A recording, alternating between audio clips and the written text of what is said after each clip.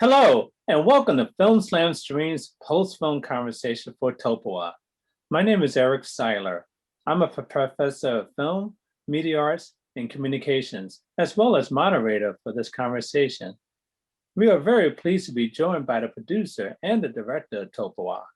We have the producer, Rupert Sampson, joining us. Hello, Rupert, and welcome. Hello, everyone. Good to be here. Good to have you. And we are pleased to be joined by the director of Topowa, Phil Sansom. Hello. Phil. Nice to meet you all. Yeah, I also have a co-director on the project, Inigo, but he's not with us today, sadly. Okay, well, I'm glad that you can join us too.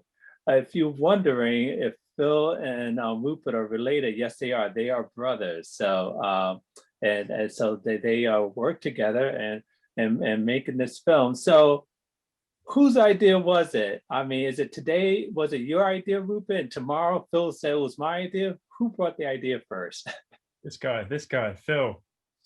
Yeah, I mean, I think generally when it comes to choices of what projects and things like that we're going to be doing, I take the lead on those, just because, you know, I think over the years I've made some good contacts to kind of often find their way to me to give me these ideas and these stories, and this one was no different. It was a friend of mine, Inigo, who made me aware of what was happening, and I guess I felt like we really wanted to do something that was charity based, because we've been having a good run of the advertising work, and I just throw these things past Rupert, and he goes, either yes or no. We've got time or we don't. And it was a unanimous decision on this one. We both jumped at the chance, really, to get involved. Well, I'm glad you jumped on it because the outcome was outstanding. So, Rupert, when Phil pitched the idea to you, what was your response to the idea? Well, the first thing was, it was a charity and Brass for Africa, and seeing the work they do was really inspiring, and I wanted to learn more. But the other, big factor was Winter Marsalis. There was a conversation that he would actually be part of a performance that the band would do at the end, or the band would be traveling from Uganda to the UK, and they'd get to meet someone like Winter Marsalis. So I was like, wow, this is, we have a very inspiring, amazing charity. With music, of course, being the forefront of the film, but also you have this, incredibly inspiring musician and talent, that's Winter Marsalis. So I was like, wow, if we can get these two, together and make a film that not only inspires people but also has some wonderful, musical talent involved in it. I was like, Phil, let's do this. But it was quite a daunting prospect. Phil and I talked about it a lot, actually how we're going to do this in the first place, because there was a lot of wasn't a lot of time involved. Phil was really pitched the idea in early May, and we were shooting by early June, so there wasn't a lot of time for us to really put a lot of pre-production into place. But yeah, I once we'd done the recce, we decided to do a recce and go and visit Brass for Africa and see what they were doing. We were just really blown away by the work that they were doing and the people involved. And we saw then that there was a really good idea for a film, really. We thought it would be a shorter film than it actually ended up being. But actually, once we got to know the charity and got to know the stories and the people and the characters and the wonderful work they were doing, there was so much, in there's so much possibilities for a great film. So having then there be this journey that they were going to the UK for the first time, and they could potentially meet Winton, for a production company and for a filmmaker, that was really exciting and really good to be involved with. Right, it's just great to see how films evolve. We're doing this, make it happen. Yeah, so Phil, I know it was a quick turnaround. Once you had the idea, you were in Uganda filming. How long did you film in Uganda, and then how long did you film in the UK? we started on the recce. Even when we went out there, we started filming. Let's take every opportunity you can in the documentary situation, because you never know what's going to happen or who you're going to meet. So we really just got a feel for things when we went out for the initial trip. So that gave us, I guess, a couple of days extra filming. But I think we were out there for about 2 weeks, give or take, in Uganda. And yeah, I don't think I put the camera down once in the whole time we were there. So it was fairly intense shoot schedule, lots to cover, lots of locations, because we wanted to give a feel for the whole community and lots of different spaces and different projects that the Brass for Africa work with. So yeah, 2 weeks in Uganda, and then probably another week or two in the UK. But, 8 days. 8 days in Uganda. 8 days shoot. So was this? I just want to be clear here. So you shot for about 8 days in Uganda, and then you shot in the UK. Were they preparing to go to the UK at that time when you were there, or it just so happened that this was going on? Well, we heard that they were doing the tour to the UK, which is okay. So that was all happening and kind of in place before we even joined the project. So it was kind of like film it whilst it's happening. It's not one of those documentaries where you go back and set things up, or do things retrospectively and make interviews and talking heads. When people are talking, it's all present and in the moment. So I really had to be capturing as we went. So it unfolds for you, the viewer, at the same time it was for us, and the things that happen in the story could have ended up very differently. So we were very lucky things actually panned out the way that they did. You need a bit of luck, Eric. You need a bit of luck in documentary filmmaking, and we certainly got a bit of luck, and how the narrative works. It took a long time to really get that narrative into place, but actually, you get the highs and the lows, and the kind of flow of the film works really well for a feature. It does. Well, one of the stars of the film was Sumaya.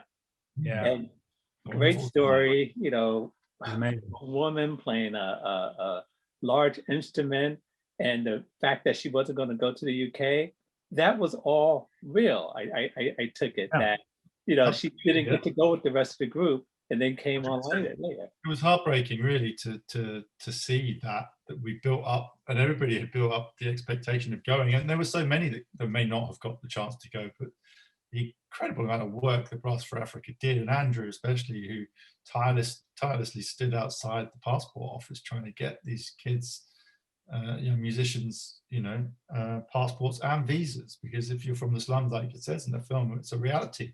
You just don't exist to the government. So, it was a real touch and go for a number of them. And as we were there, there were more people getting their visas daily.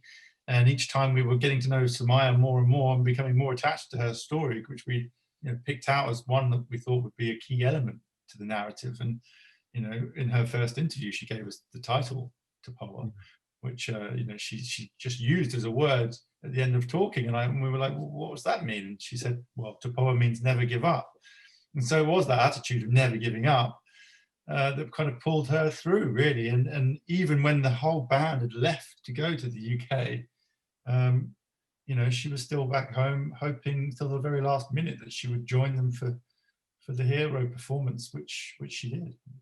That was just awesome. You could have scripted that any better, but it wasn't scripted. It was real. That was yeah. I mean, we try and make the most out of it. Of course, you cling to these elements when you find them, and you think, okay, there's some drama there. There's some potential. I think that's what, for me, working with someone like Phil as a director. He's a brilliant director, but he's also a very good DOP, and also structuring each of our days with shot lists and knowing exactly what we need, where we need to be on particular days and what we need to shoot to actually highlight those story aspects as they're happening. So the night before our shoot in Uganda, we'd be doing shot lists of what we're going to do, where we're going to go, who we're going to speak to. It was, whilst we were there just capturing, we weren't really just capturing on the fly. We were really trying to eke out those real key moments from each character, so we could then, in the edit, weave a really succinct and engaging story. But things still take you by surprise. They still come out of the blue, you know. And if Samaya hadn't made it, it would have been a real different end. But it just was one of those things that kept stepping up with positivity every time we kind of got to a new level. And also, you know, a lot of the mobile footage that we captured as well. Because we were so busy most of the time, we actually got a lot of Brass for Africa to shoot some mobile footage for us, which really gives another dimension to the film as well. You know, whilst we were shooting a lot on red cameras and 4K and trying to really up-res the documentary as much as we could, having those kind of mobile in the moment shots, like Samara on the back of the bike and them at rehearsals, you know, kind of gives a really kind of the moment piece. You really feel like you're part of their journey, which I think came out really nicely. Actually, we were kind of playing with the idea, but actually once we got it into the edit, it kind of really began to make shape, and hopefully it becomes more engaging watch. Right, it was. And one thing that you did in the film was the use of time, because you didn't let on the time span. Hi, friend. It's my dog Pickle. Sorry about that. You didn't let on the time span. We didn't know if this took place over the course of a week or a couple months or so forth. And you just like blended everything together so naturally, and that was done intentionally, I guess. Well, I mean, I think we wanted to give a sense of how hard they'd worked to really get to that standard of musicianship where they could even be, you know, on a tour or be invited to play. You know, and it's not just something that happens overnight. And also, obviously, their childhoods and what led them to get even to Brass for Africa. There was a big backstory to tell even before we got into talking about each of the individual stories, of which there were 12. Of course, we couldn't do all 12, so you had to pick out them 5 people who I thought would really make the kind of the key people to follow. And then within that, there's the kind of 2 key main leads, Samaya and Julius.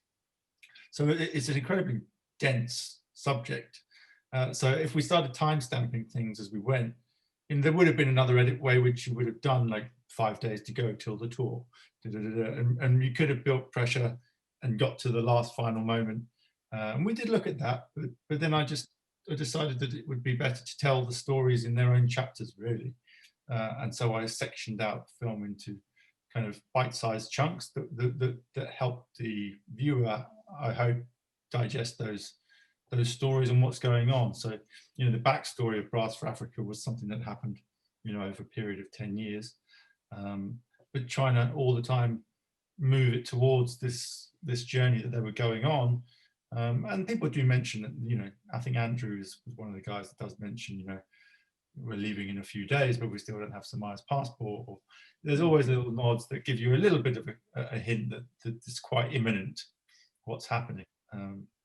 I'd just like to say that, you know, this film would never have been made without, you know, Jim and Brass for Africa, really. You know, they were really supportive from us from day one. You know, as soon as we met them during the recce, you know, I think they believed in what me and Phil and Inigo were wanting to do with the film. And it's about trust. You know, they had to trust Phil as a director, me as a producer, and us as a production company, that we would deliver what we were saying we would. So I'd just like to thank them again for allowing us to document, you know, their journey, because it is, you know, we were asking for a lot from them. You know, whilst Julius was learning, was actually trying to was practicing to get into not only the army, he was also leading the band to play with Winton in the UK for the first time.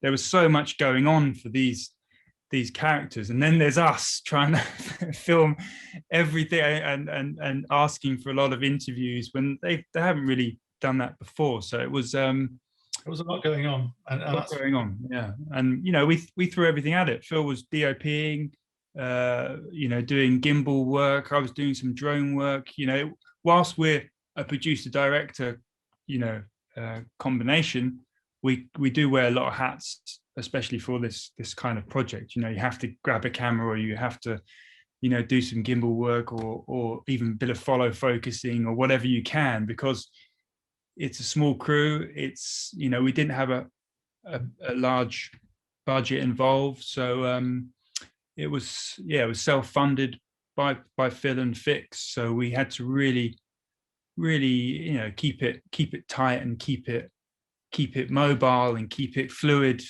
but at the same time do it as well as we could. You know, the best cameras, we use a red camera, we use prime lenses, we use drone, we use gimbal.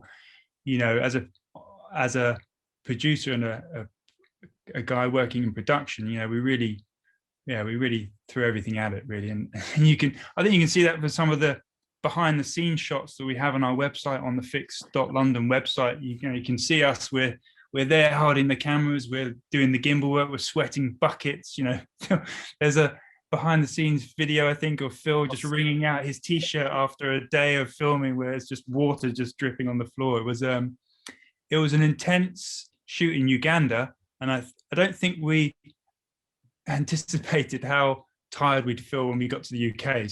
So we took the foot off the gas a little in the UK, because we literally, when we stopped filming in Uganda, we had to travel to then pick up the guys arriving into the UK. So we had about 6 hours sleep, and then we're back into filming them arriving at the airport. So it was a full on shoot and a full on production, but it was well worth it. You know, you got to give 110% when you're doing any kind of project, and this one particularly we really believed in, and we put our money on the screen. And indeed you did. I just want to let everyone know we are talking to the producer and the director of Topowa. If you have questions, please put them in the Q&A portal, and we'll get to them as time allows. One other thing you did in the film, which I really enjoyed, was how you kept the focus on the musicians. Even you brought in the supporting people here and there just to help move the story along, like Jim Trott, the pilot, and Lizzie, the one of the instructors, and so forth. So that was really deliberately done. So and keeping the focus on them and not taking the focus off of them. You want to speak about that? Yeah, sure. I mean, I think you know, I was acutely aware that when you're making a charity inspired or led film, which this is, I didn't want to make it about the charity. It wasn't necessarily a puff piece for Brass for Africa. They're obviously an important, you know, institution now, and doing incredible work. But I wanted to, like you say, focus right in on those young musicians and their story, and make it very much from their point of view and their perspective, which is why a lot of the mobile phone footage came in, and which is why, you know, each of those highlighted characters really gets the narrative kind of built from their point of view, because, you know, it's a story about music at the end of the day, and how that can inspire and change people's lives. And really, you know, as much as Jim and Lizzie are really important members of what Brass for Africa do, I think telling it from the story perspective of the musicians just gives it a real authenticity. I think that you know, we were there living it and experiencing it with them, and it was an incredible thing for them to be doing, going from the slums of Uganda, you know, to the streets of London. You know, there's never jumped on a plane before, really, any of them, and you know, to audition for things like the army. You know, obviously they had a huge support doing that, but you know, I didn't want to make it feel like we were watching a film about Brass for Africa. It really was very much about the musicians and the musicianship of those young players. Well, good. Yes. Well done. Yes, you're absolutely right. Not to make a advertisement for them, but, you know, make us aware. Can you tell us how the musicians are doing now, and how Brass for Africa is doing now? Give us an update. Well, I mean, those guys are just continuing as best they can through what's been a very tough year, I think, for everybody, but especially charities trying to, you know, do events, which is where they usually raise money, you know, for their organization. They just haven't been able to do that during COVID and lockdown. but fortunately, that's what this film has been able to do, is really, get out there and do the legwork of what, would have been, a lot of the events that had been planned. But, all of the musicians are great. Everybody's really moving up the ranks. Some of the guys and girls that are in the film are now, really part of the big teacher program in Uganda.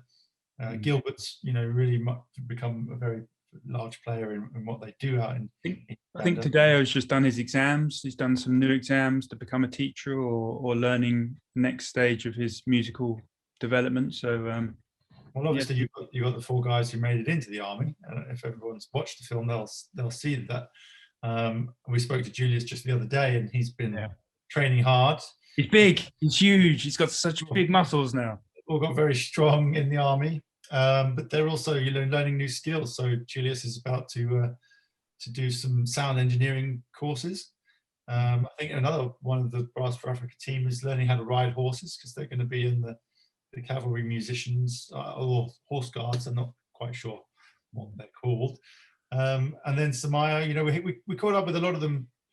Obviously, we wanted to do a screening of the film out in Uganda, because we would have loved to have flown back there and put the film on and had a premiere and invited everybody, but we couldn't fly. But we did hire a hall for them, and socially distanced, they had a premiere. So we made it onto the screen, doing something very similar to this, whilst they were all in there with their smart dresses and suits and ties, and it was amazing. Amazing to see the reaction that they had to the film, and movie stars all a special night, because a few of them, especially Samaya, I don't think she actually knew how much she was going to be in the film.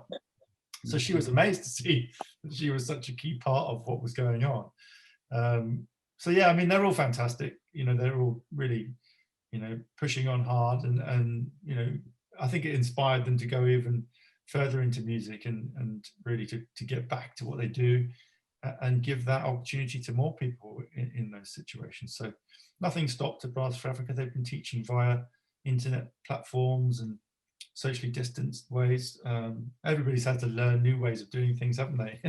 Like giving interviews on Zoom today. But everyone's really, really good and excited for what's coming next. And the 4 men in the UK Army, will they return to Uganda afterwards, or will they stay in the UK? And how much longer do they have? Well, it would have been interesting, wouldn't it, to take a fly on the wall camera and follow their progress there. But I think they have 3 years where they train with the army, and then I think they'll be given the option to continue. I think they did go back. They did go back to the Uganda, I think, last year. Yeah, I mean, short visit they did get to do.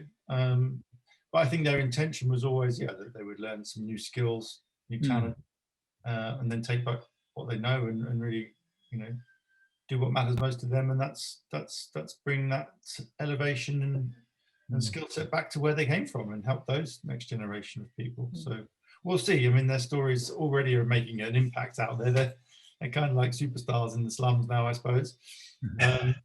But they get, I think for people like, for Emma, for example, he's got a family that really, he's supporting, and by being in the army and getting a paycheck, it's been, a real lifeline actually for the family back home. So in lockdown, when really tough times came through, having Emma there and sending home, has been a godsend, really. So I think they'll be keen to carry on in the army, perhaps, or it might lead them into other things. We were talking with Winter Marsalis on online the other day, and Julius was on the call, and he was making noises that he would love to get him out to America. So watch that space.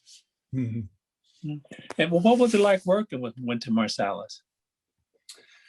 I mean, he's an inspiring guy, isn't he, really? I mean, just to see what he has achieved musically in terms of the number of Grammys that he's won, and his intensity as a person is, he's on. He's very, very switched on all the time. So you've got to have your A game when you're with Winton. There's no suffering any fools, and he knows. He's been interviewed a number of times, and he knows what he's going to give you, and you've really got to just be rolling and be ready. And my experience was great with him, really. I mean, he told me he would give us an interview, but it took a lot to get it. You know, it wasn't easy. I mean, he's got a big entourage of people that you got to get through.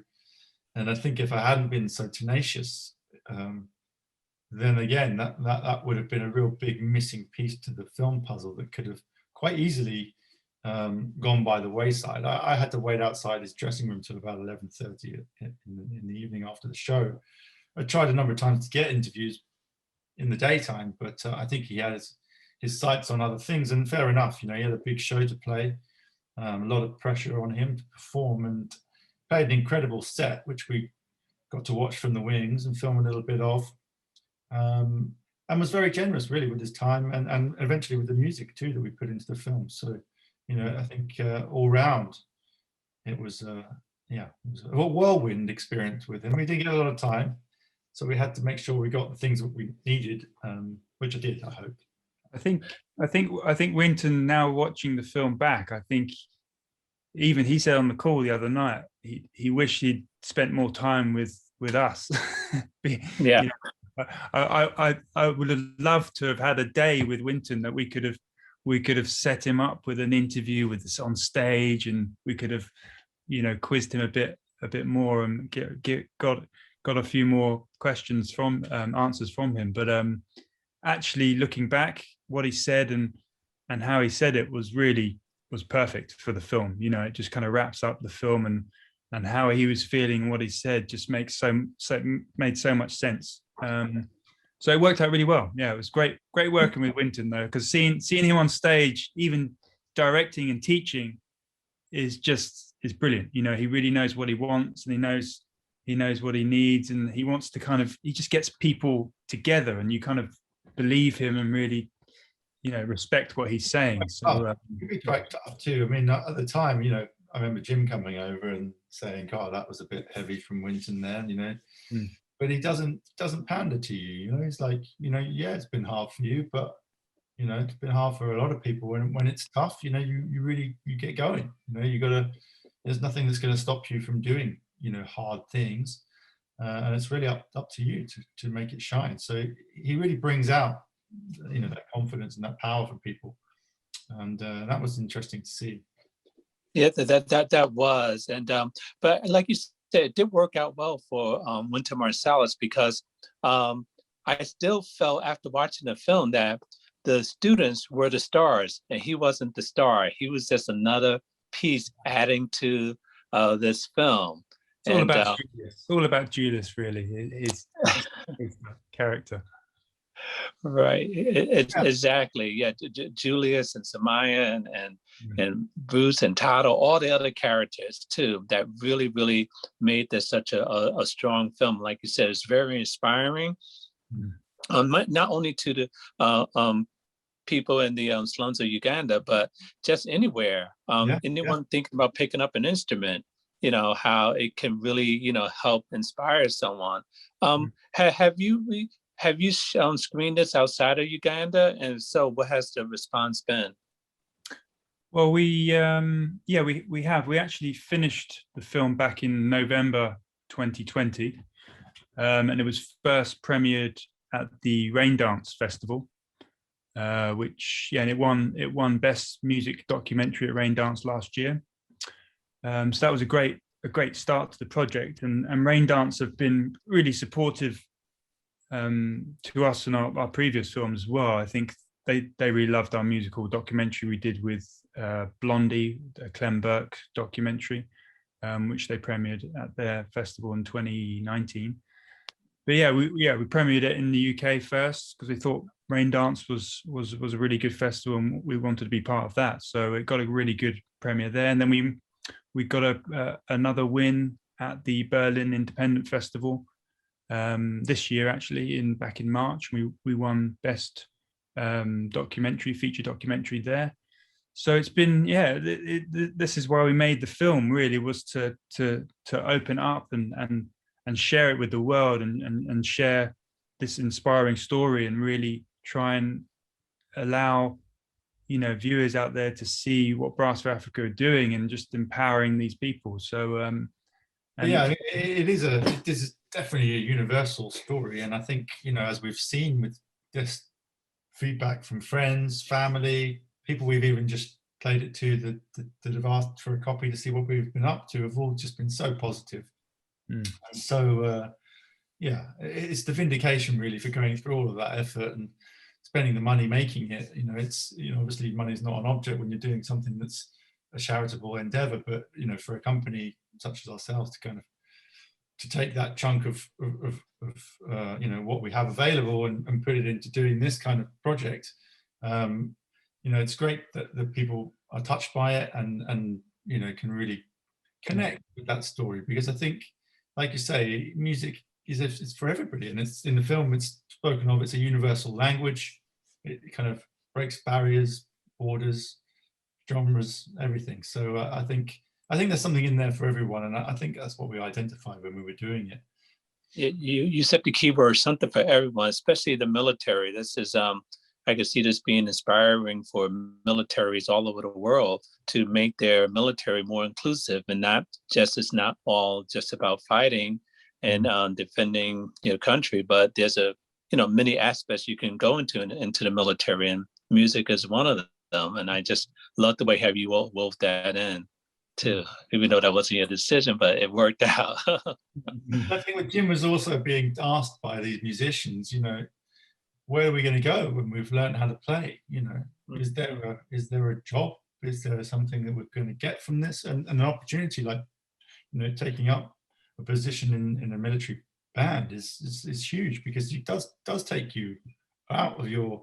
comfort zone. It puts you into, you know, all kinds of situations, and yeah, there's a lot you can learn from there. And it's one of the best bands in the world. Those musicians are really very top level, and even to get in, you know, nobody thought really, I mean, everybody hoped, but nobody really expected 4 of them to get in. It was a remarkable moment. And I think, you know, I think all testament to how well Lizzie had prepared them for that journey, and the teaching that they did there, you know, learning how to read music. And I mean, we were pretty blown away by that. But yeah, because yeah, that was really impressive, because you know, as I was watching the film, I said, okay, of course someone's going to get in, of course someone's going to get in, but it's serious, because there was a chance that none of them could have gotten in at all.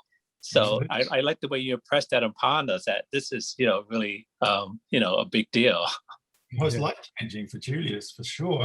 All of them. I think, you know, to imagine themselves not living in Uganda, or even being in a country, and then having to face, and, you know, there was sight reading level 8 grade music. I mean, that's not easy in front of some quite imposing, you know, generals and colonels, and, you know, they did remarkably well to keep their cool.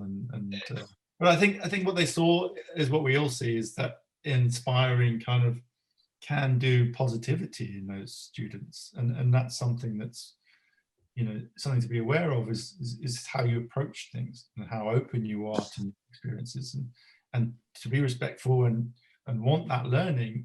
You know, it's so easy to take not so often things for granted that we have, and the privileges that we have, and actually, you know, when opportunities come along, you know, grasp them, and that's what they do.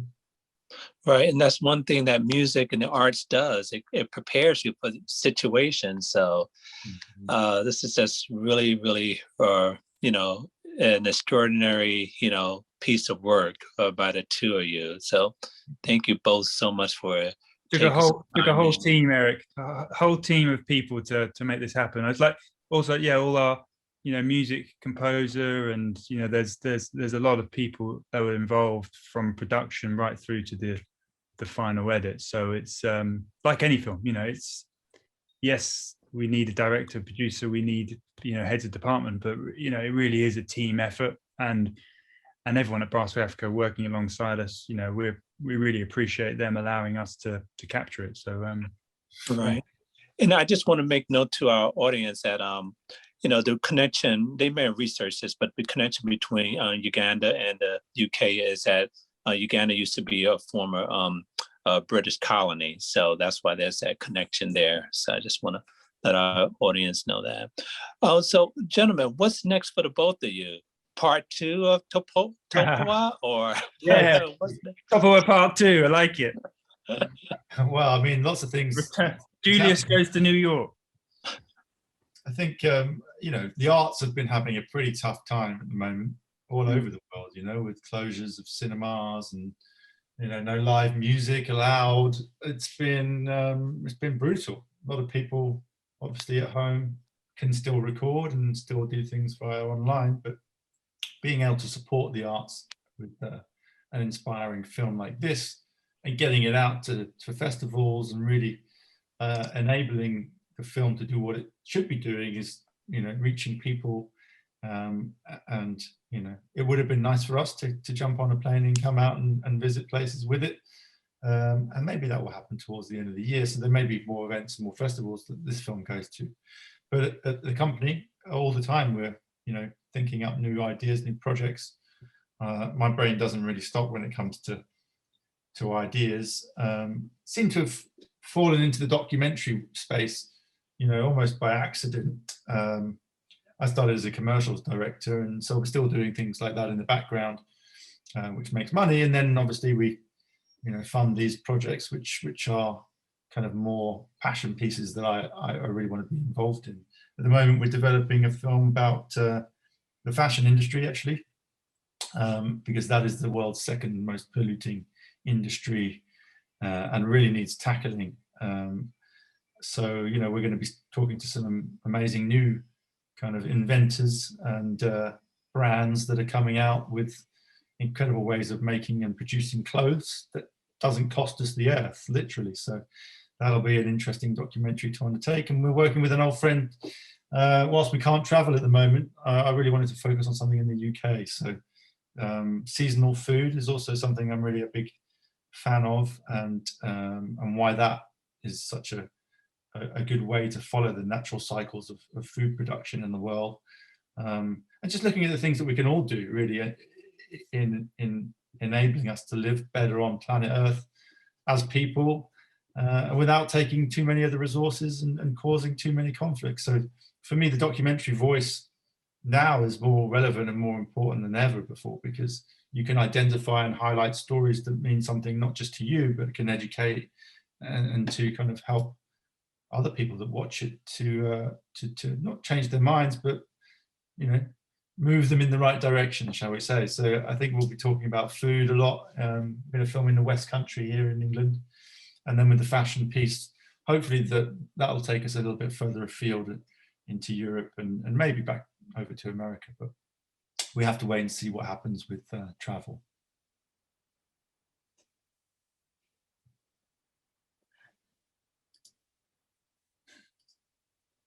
On mute, Eric, you're on mute. Okay, well, thank you very much for sharing that information with us. I know if any of your future projects are like Topowa, we are definitely in for a treat. We've been joined today by Rupert Sampson and Phil Sansom, brothers who produced and directed Topowa, along with a whole host of people that brought you this film. So thank you both very much for joining us. Thank you. And just one more thing, Eric, there's a Just Giving Topowa film page. If anyone can go on there, it's you know, crowdfunding page. So we're still taking, you know, looking for funding for the film. So if you could check out that page, it would be great. Okay, good to know. Good to know. Thank you. Thank you. And we'd like to thank you, our audience, for joining us for this important and invigorating conversation. For more information about the current 45th Cleveland International Film Festival or any of our upcoming film festivals, please visit clevelandfilm.org. I'm Eric Siler. Thank you.